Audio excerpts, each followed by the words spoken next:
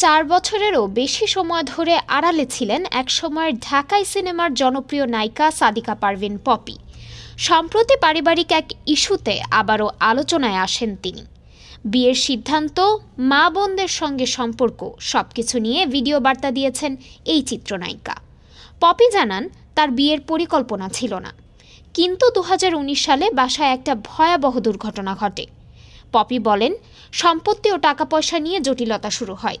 জটিলতার পর পুরো এই সময়ে আদনান আমাকে ছায়ার মতো আগলে রেখেছে। কোনো জটিলতাই আমাকে স্পর্শ করতে দেয়নি। তিনি আরও বলেন, ওই সময় এমন একজন বন্ধুকে যদি না পেতাম, আমার জীবনটাই বিপন্ন হয়ে যেত।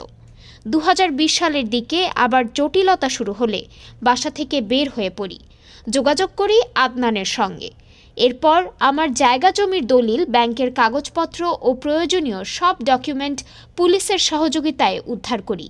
বলতে পারেন, রীতিমতো জীবন বাঁচাতে বাসা থেকে পালিয়ে গেলাম। তখন আমার সামনে দুটি পথ খোলা, হয় আত্মহত্যা করতে হতো, নয়তো ওদের হাতে খুন হয়ে যেতে হতো। স্বামী আদনানই তাকে মৃত্যুর পথ থেকে বাঁচিয়েছিলেন বলে জানান পপি। তিনি আরও জানান, এই পরিস্থিতিতে তিনি বিয়ে করতে বাধ্য হন। ডেস্ক রিপোর্ট, আজ বার্তা, ঢাকা।